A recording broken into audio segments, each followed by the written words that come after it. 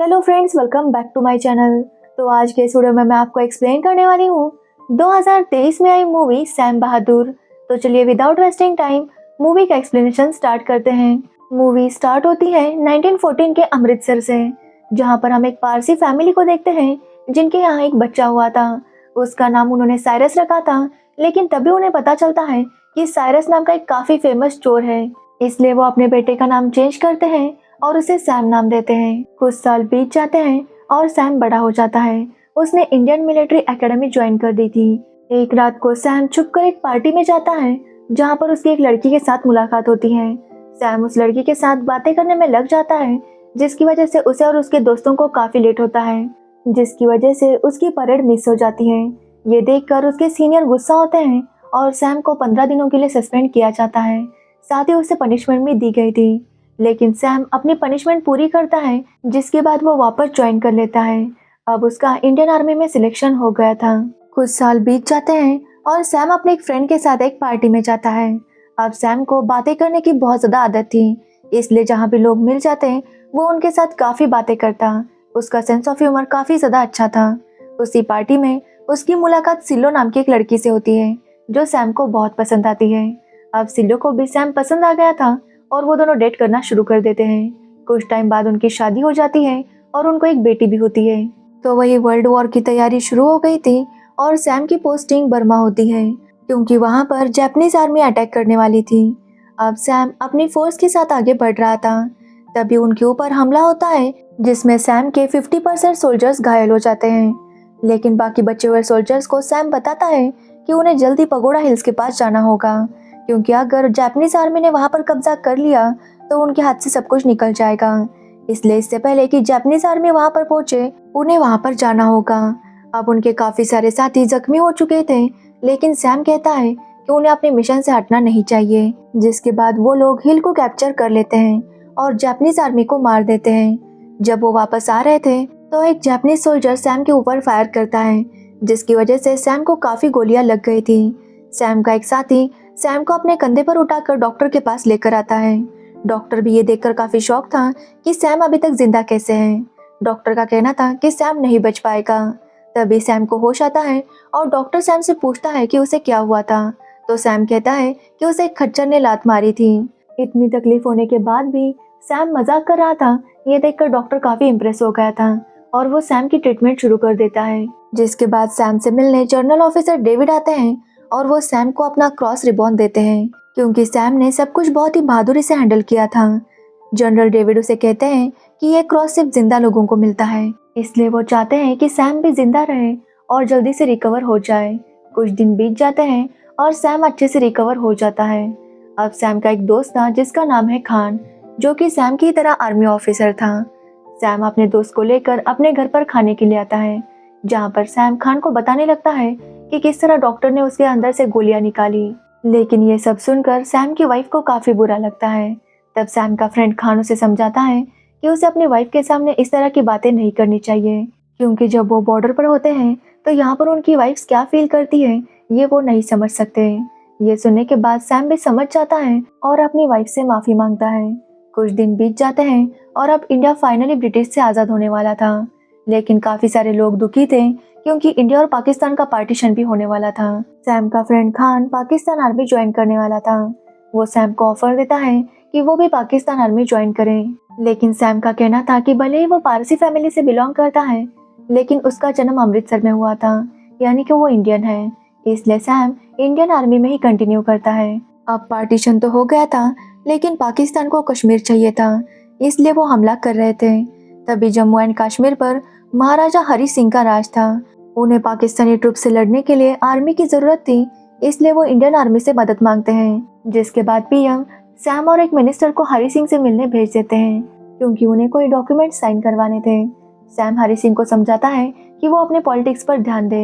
ये वॉर करना और उनसे लड़ना ये सब आर्मी का काम है, इसलिए आर्मी अपना काम अच्छे से कर देगी, बस वो इसमें इंटरफियर ना करें। हरी सिंह भी उसकी बात समझ जाता है। जिसके बाद सैम वॉर की तैयारी शुरू कर देता है। जिसके बाद इंडियन सोल्जर्स कश्मीर जाते हैं और पाकिस्तानी फोर्सेस को वहां से निकाल देते हैं, जिससे सैम की काफी तारीफ होती है और उसे प्रमोशन भी मिल जाता है। एक दिन डिफेंस मिनिस्टर सैम से मिलने आते हैं और सैम से उसके चीफ के बारे में पूछते हैं तो सैम उन्हें कुछ भी नहीं बताता। सैम का कहना था कि इंडियन आर्मी मतलब डिसिप्लिन और वो अपनी आर्मी की डिसिप्लिन तोड़ नहीं सकता, इसलिए वो अपने चीफ के बारे में कुछ भी डिस्कशन नहीं करेगा। अब ये बात डिफेंस मिनिस्टर तो समझ जाते हैं, लेकिन ये बात सैम के एक सीनियर कॉल को बिल्कुल भी पसंद नहीं आती। कॉल चाहता था कि सैम अपने ट्रेनिंग में कुछ चेंजेस करे, जबकि कॉल के पास फिल्म का कोई भी एक्सपीरियंस नहीं था, इसलिए सैम उनकी बात नहीं सुनता और इसी बात का कॉल को काफ़ी गुस्सा था। कॉल डिफेंस मिनिस्टर से कहता है कि सैम एक एंटी नेशनल ऑफिसर है, क्योंकि सैम के घर में काफ़ी सारे ब्रिटिश ऑफिसर्स की फोटोज थी। वो डिफेंस मिनिस्टर को भड़काता है ताकि वो सैम के ऊपर इंक्वायरी कर सके। उसने सैम के खिलाफ एक बड़ी सी रिपोर्ट बनाई थी। अब कॉल के कहने पर सैम के खिलाफ इंक्वायरी स्टार्ट होती है। जब ये बात सैम की वाइफ को पता चलती है तो वो काफ़ी ज़्यादा नाराज़ थी, लेकिन सैम जो हमेशा कहता है वही अपनी वाइफ को कहता है कि आई एम ओके। अब सैम की इंक्वायरी स्टार्ट होती है और सैम से पूछा जाता है कि उसने ब्रिटिश ऑफिसर्स की फ़ोटोज़ अपने घर में क्यों लगाई है, जिस पर सैम का कहना था कि किसी भी ऑफिसर्स की फ़ोटो लगाने पर वो एंटी नेशनल कैसे हो सकता है, और इस बात से उसके सीनियर्स भी एग्री करते हैं। जिसके बाद सैम से पूछा जाता है कि उसने कॉल की बात क्यों नहीं मानी। तब सैम कहता है कि कॉल ने उसे लेटर लिखा था कि उन्हें कुछ सोल्जर्स की ज़रूरत है ताकि ब्रिज का काम जल्दी से कंप्लीट हो सके। सैम कहता है कि वो सोल्जर्स हैं, कोई मजदूर नहीं जो ब्रिज का काम कंप्लीट करने में उनकी मदद करेंगे, इसलिए सैम ने कॉल की बात नहीं मानी थी। सैम से और भी कई सारे सवाल किए जाते हैं और सैम सबके आंसर्स दे देता है, जिससे उसके सीनियर्स को यकीन हो जाता है कि सैम एंटी नेशनल नहीं है। लेकिन तब भी इंडिया चाइना वॉर शुरू हो गया था और सैम उस वॉर में नहीं था, क्योंकि सैम की यहाँ पर कोर्ट प्रोसीडिंग शुरू थी। सैम की वाइफ जानती थी कि इससे सैम दुखी होगा, लेकिन उससे पूछने पर वो एक ही जवाब देता कि वो ओके है। जिसके बाद उसकी वाइफ सैम से कहती है कि उसे जाकर पीएम से मिलना चाहिए। सैम जाकर पीएम से मिलते हैं, लेकिन पीएम कहते हैं कि वो कुछ भी नहीं कर सकते। तभी उन्हें पता चलता है कि इंडिया चाइना से वॉर हार गया, क्योंकि वहाँ पर जिन सोल्जर्स की जरूरत थी उन्हें किसी और काम में लगाया गया था। अब ये बात सुनने के बाद पीएम डिसाइड करते हैं कि उन्हें कोई स्ट्रॉन्ग आदमी चाहिए जो वहाँ के हालात को संभाल सके, इसलिए वो सैम को अपॉइंट करते हैं और सैम की पोस्टिंग तेजपुर में हो जाती है। सैम जब वहाँ पर जाता है तो वहाँ की आर्मी काफ़ी वीक हो गई थी। सैम उन्हें जाकर हौसला दिलाता है, जिसके बाद वो इंडिया चाइना बॉर्डर पर भी फोर्सेस बढ़ा देता है ताकि फिर से चाइना हमला ना कर पाए। अब सैम की पीएम के साथ मीटिंग होती है। सैम चाहता है कि वो वॉर करें और सब कुछ वापस ले लें, लेकिन सबका कहना था कि अभी सब कुछ शांत है तो उन्हें वॉर शुरू करने की ज़रूरत नहीं, क्योंकि वो और खून नहीं बहाना चाहते। तभी पीएम की तबीयत खराब हो जाती है और हार्ट अटैक की वजह से उनकी डेथ हो जाती है। जिसके बाद सैम से पूछा जाता है कि उसे अपनी अगली पोस्टिंग कहाँ पर चाहिए, और सैम ईस्ट इंडिया चूज करता है। ये सुनकर सैम की वाइफ काफ़ी गुस्सा थी, क्योंकि ईस्ट इंडिया में काफ़ी खतरा था, एक तरफ ईस्ट पाकिस्तान और दूसरी तरफ से चाइना। लेकिन सैम बहुत खुश था, क्योंकि उसे चैलेंजिंग काम करना ही पसंद था। अब तक सैम की एक बेटी की शादी हो गई थी, तो वही कुछ टाइम बाद इंडिया की प्राइम मिनिस्टर बनती है इंदिरा गांधी। तो वही सैम को खबर मिलती है कि 2 आर्मी यूनिट पर हमला हुआ था, जिसमें एक आर्मी यूनिट काफ़ी ज़्यादा घायल हुई थी। सैम उन सबको देखने जाता है तो उनकी कंडीशन काफ़ी सीरियस थी। तो वही दूसरी आर्मी यूनिट ने जब फर्स्ट यूनिट का यह हाल देखा तो उन्होंने विड्रॉ कर लिया था। ये बात जब सैम को पता चलती है तो सैम काफ़ी गुस्सा होता है और दूसरे यूनिट को चूड़ियाँ भेज देता है, क्योंकि अगर वो हथियार नहीं उठा सकते तो उन्हें चूड़ियाँ पहन लेनी चाहिए। जिसके बाद वो यूनिट दूसरे यूनिट के साथ मिलकर उन लोगों पर हमला करते हैं जिन्होंने उन पर हमला किया था। ये बात जब सैम को पता चलती है तो सैम काफ़ी खुश होता है और चूड़ियाँ वापस मंगा लेता है। जिसके बाद सैम को पता चलता है, लेकिन इस सब में उसके एक फ्रेंड की मौत हो गई थी, जिसके लिए सैम को काफ़ी बुरा लगता है। तो वही सैम को प्रमोशन मिलता है और वो आर्मी चीफ बन जाता है। सैम ये खुशखबरी अपनी वाइफ के साथ शेयर करता है और वो दोनों ही बहुत खुश थे। आज रात वो दोनों एक पार्टी में जाते हैं जहाँ पर सैम सबके साथ बातें कर रहा था। तभी वहाँ पर पीएम इंदिरा गांधी भी आती है। सैम पीएम को बताता है कि आर्मी को नए इक्विपमेंट्स की ज़रूरत है और पीएम भी उसे हाँ कहती है। लेकिन पीएम और सैम को बातें करता हुआ देखकर सिलो काफ़ी जलस फील कर रही थी। जब भी पीएम का सैम को कॉल आता तो सिलो जलस फील करती।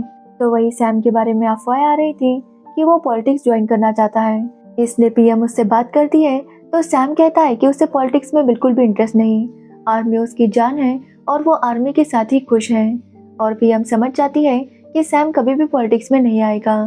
तो वही 1971 का टाइम आता है जहां पर ईस्ट पाकिस्तान और वेस्ट पाकिस्तान में लड़ाई शुरू हो गई थी। ईस्ट पाकिस्तान अपना एक अलग देश चाहता था, बांग्लादेश, इसलिए वहां पर काफी सारे लोग प्रोटेस्ट कर रहे थे। ये बात वेस्ट पाकिस्तान को पसंद नहीं आती और वो ईस्ट पाकिस्तान के लोगों को तंग करना शुरू कर देते हैं, जिसकी वजह से काफी सारे लोग इंडिया भाग आए थे। इतने सारे रेफ्यूजीज को देखकर इंडिया भी समझ नहीं पा रहा था कि वो इतने सारे लोगों को कैसे हैंडल करेगा। इसलिए पीएम एक मीटिंग बुलाती है क्योंकि वो चाहती थी कि इंडिया बांग्लादेश की आज़ाद होने में मदद करे। वो सैम से इस बारे में बात करती है तो सैम कहता है कि अभी वो वॉर नहीं कर सकते क्योंकि वहाँ का मौसम काफ़ी ख़राब है, इसलिए इंडियन सोल्जर्स वहाँ पर नहीं जा पाएंगे। सैम उन्हें कहता है कि जब हालात सुधर जाएंगे तो वो वॉर कर सकते हैं, जिसके बाद पीएम सैम को वॉर की तैयारी शुरू करने के लिए कहती है। जब वक्त आएगा तो वो लोग वॉर करने वाले थे। अब सैम भी अपनी तैयारी शुरू कर देता है। तो वही पाकिस्तान आर्मी का चीफ था याया खान, जो कि सैम का बहुत अच्छा दोस्त था और सैम उसकी साइकोलॉजी अच्छे से समझता था। वो जानता था कि याया खान चुप नहीं बैठेगा। अब सैम ने वॉर की तैयारी शुरू की थी, तभी उन्हें पता चलता है कि इंडियन एयरफोर्स बेस पर पाकिस्तान एयरक्राफ्ट ने हमला किया था और उसी रात को इंडियन आर्मी भी बांग्लादेश की तरफ बढ़ती है। वो जानते थे कि पाकिस्तानी आर्मी वहीं पर होगी। वो पाकिस्तानी आर्मी को चारों तरफ से घेर लेते हैं, जिसकी वजह से उनके पास भागने का कोई ऑप्शन नहीं था। तो वही इंडियन आर्मी ने बांग्लादेशी लोगों को भी ट्रेन किया था ताकि वक्त आने पर वो इंडियन आर्मी की मदद कर सके। और बांग्लादेश के लोग भी पाकिस्तान ने जो उनके ऊपर जुल्म किया था उसका बदला लेने के लिए तैयार थे, जिसकी वजह से पाकिस्तानी आर्मी बुरी तरह से फंस चुकी थी। तब सैम पाकिस्तानी आर्मी को रेडियो मैसेज करता है और कहता है कि इंडियन आर्मी ने उन्हें चारों तरफ से घेर लिया है, इसलिए वो कहीं पर भी नहीं जा सकते। यहाँ तक कि पाकिस्तान एयरफोर्स को भी उन्होंने डिस्ट्रॉय कर लिया था। इसलिए वो पाकिस्तान आर्मी से कहता है कि वो लोग सरेंडर कर ले, क्योंकि एक सोल्जर के सामने सरेंडर करना, इसमें कोई भी शर्मिंदगी वाली बात नहीं। वो उनसे वादा करता है कि उनसे एक सोल्जर जैसा ही बिहेव किया जाएगा, जिसके बाद पाकिस्तानी आर्मी इस बात को एक्सेप्ट कर लेती है और सरेंडर कर देती है और बांग्लादेश आज़ाद हो जाता है। जिसके बाद पीएम चाहती थी कि सैम ढाका जाए और पाकिस्तान आर्मी से सरेंडर एक्सेप्ट करे, लेकिन सैम इसके लिए मना करता है और जनरल जगजीत सिंह अरोरा को वहां पर भेजता है। सैम ने सभी सोल्जर्स को वार्न किया था कि वो एक सोल्जर है, लेकिन साथ में वो एक जेंटलमैन भी है, इसलिए उनकी नज़र हमेशा अपने दुश्मन पर होनी चाहिए, ना कि उनकी वाइफ पर या उनके बच्चों पर। अब सैम ने ये सारे काम इतने अच्छे से किए थे, इसलिए पीएम चाहती थी कि सैम को प्रमोशन मिले। लेकिन तभी सैम का एक इंटरव्यू होता है जिसमें सैम से पूछा जाता है कि अगर वो पाकिस्तान आर्मी में होता तो क्या होता, जिस पर सैम मजाक में कहता है कि अगर वो पाकिस्तान आर्मी में होता तो पाकिस्तान सारे वॉर जीत जाती। उसके स्टेटमेंट की वजह से उसे काफ़ी हेट मिलने लगता है, लेकिन सैम का कहना था कि ये बात उसने मजाक में कही थी। सैम कहता है कि वो देश के बाहर के दुश्मनों के साथ लड़ सकता है, लेकिन अंदर के दुश्मनों के साथ लड़ना उसके बस की बात नहीं, क्योंकि ये उसके अपने लोग थे। पीएम भी उसकी बात को समझती है और उसके रिटायरमेंट के 15 दिन पहले उसे प्रमोशन मिल जाता है, जिसके बाद सैम रिटायर हो जाता है और 2008 में उसकी मौत हो जाती है। उसके आखिरी वर्ड्स थे आई एम ओके, और इसी के साथ ये मूवी एंड हो जाती है। तो ये थी सैम बहादुर मूवी की स्टोरी। अगर आपको इस मूवी की स्टोरी और मेरा एक्सप्लेनेशन अच्छा लगा हो तो वीडियो को लाइक, कमेंट, शेयर जरूर करना और मेरे चैनल को सब्सक्राइब करना बिल्कुल मत भूलना। Thanks for watching the video.